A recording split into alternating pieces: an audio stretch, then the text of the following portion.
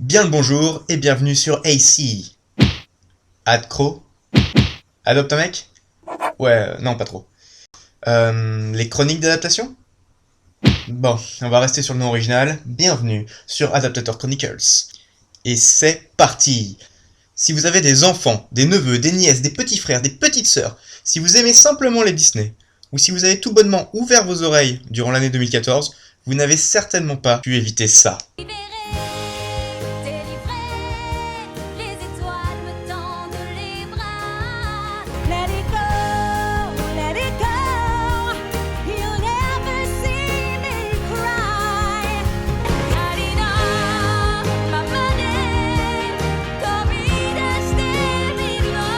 J'ai l'impression d'avoir tellement écouté cette musique, la plupart du temps involontairement, qu'elle est gravée en moi. Vous l'aurez peut-être compris, nous allons parler de l'Oscar du meilleur film d'animation 2014, et par effet collatéral de l'Oscar de la meilleure chanson originale de la même année. Je veux bien évidemment parler de La Reine des Neiges. Car comme je l'ai déjà dit, les Disney sont une vraie mine d'or pour les adaptations libres. Et pour pimenter un peu les choses, je vais vous présenter en premier le Disney, puis ensuite le conte, l'adaptation, puis l'œuvre.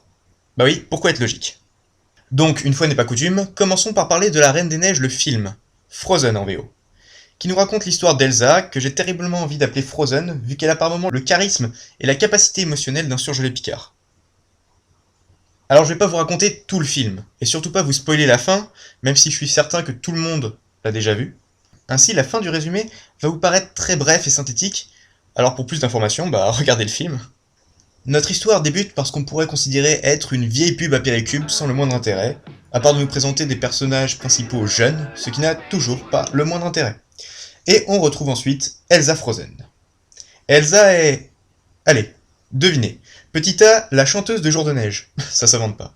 Petit B, une ville fantôme du Canada. Petit C, une princesse. Petit D, Obi-Wan Kenobi. Et la bonne réponse était... La réponse C, une princesse. Si vous l'aviez deviné, vous n'avez rien gagné.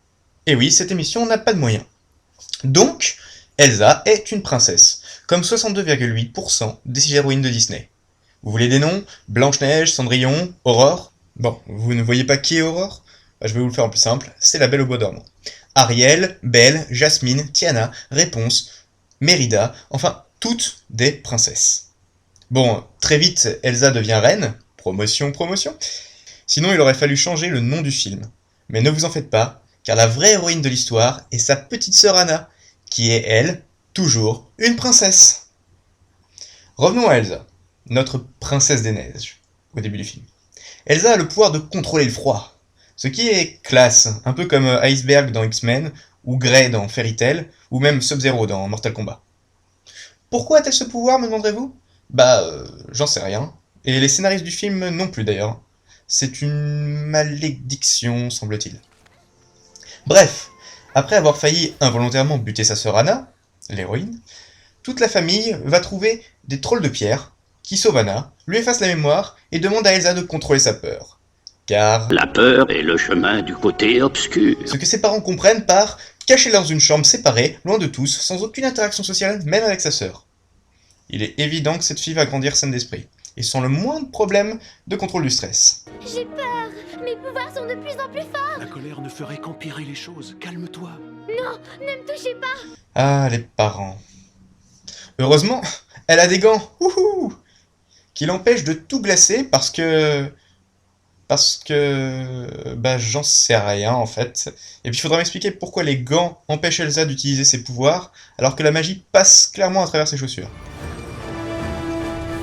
Bon, vous vous en doutez, si Elsa devient reine, comme j'ai déjà dit, sans même se marier, c'est que ses parents sont morts. Et j'en profite ici pour faire une petite parenthèse, pour vous dire qu'il ne fait pas bon être parent dans un Disney. 91,7% des héros Disney plus Harry Potter sont orphelins. Les parents sont vraiment les souffres-douleurs de Disney. Et cela même quand les parents sont les héros. Prenez par exemple Les 101 Dalmatiens, qui est aussi une adaptation d'un livre. Pongo et Perdita ont 15 chiots qui sont kidnappés par Cruella. Et à la fin, ils récupèrent 101 chiots, un bonus de 673%. Vous imaginez ça dans la vraie vie? Allô, la police? Mon fils a été kidnappé.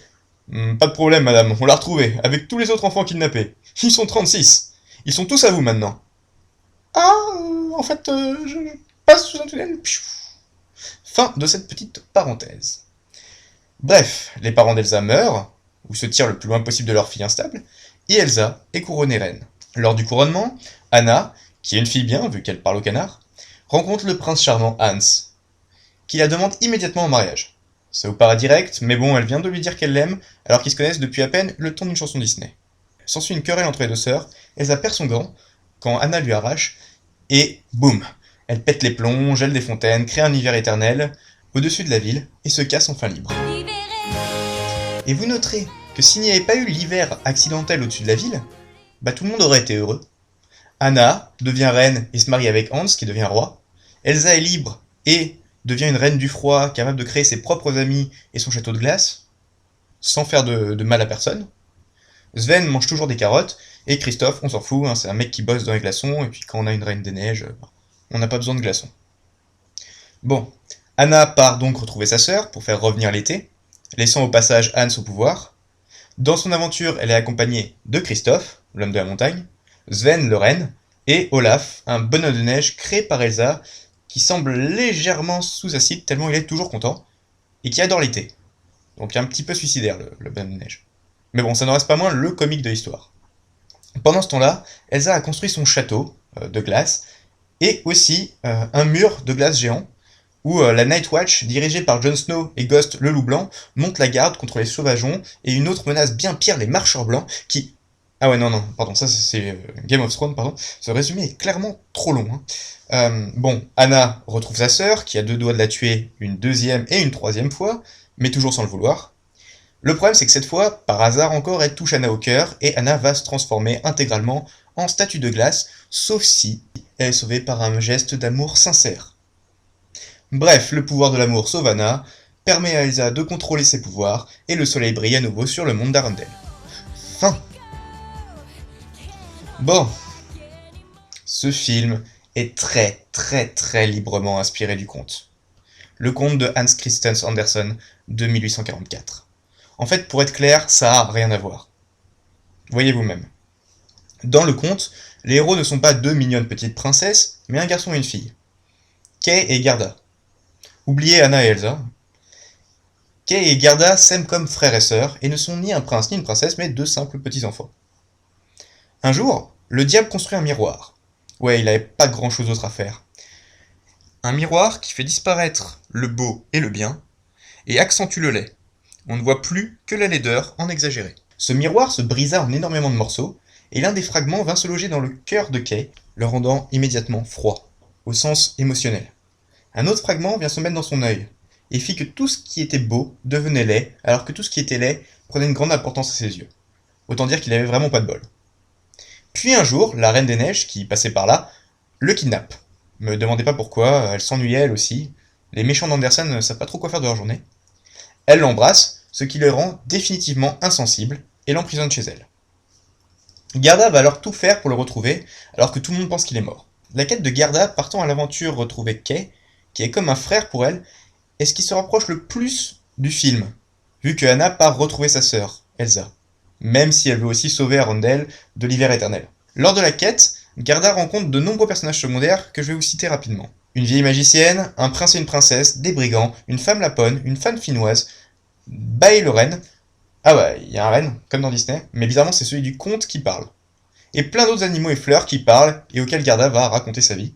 Finalement, par le pouvoir de l'amour, eh oui, toujours lui, Gerda va libérer Kay des maléfiques morceaux du miroir. Basiquement, en lui pleurant dessus. Je pense maintenant que pleurer est un super pouvoir. Pour être définitivement libérée de la Reine des Neiges qui l'avait emprisonnée, Kay doit accomplir le plus complexe des rituels imaginables. Écrire le mot éternité avec des bouts de glace. Waouh! Mis à part s'il était illettré, c'est pas vraiment très dur. J'espère qu'ils vont pas engager la Reine des Neiges comme geôlier dans les prisons françaises.